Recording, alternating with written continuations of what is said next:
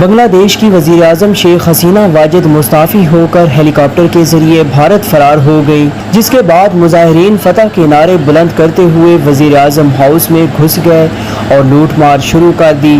ہزاروں کی تعداد میں داخل ہونے والے مظاہرین وزیر اعظم کی ساڑیاں اور لگژری سوٹ بھی ساتھ لے کر چلے گئے۔ شیخ حسینہ واجد کے بھارت فرار ہونے کے بعد ہزاروں کی تعداد میں مظاہرین وزیر اعظم ہاؤس میں داخل ہو گئے اور لوٹ مار کی۔ مظاہرین نے وزیر اعظم ہاؤس پر دھاوا بول کر توڑ پھوڑ بھی کی۔ واضح رہے کہ بنگلہ دیش میں کوٹا سسٹم کے خلاف ایک ماہ سے جاری مظاہروں میں ہلاکتوں کی تعداد 300 سے زائد ہو گئی ہے۔ ملک بھر میں غیر معینہ مدت کے لیے کرفیو نافذ ہے۔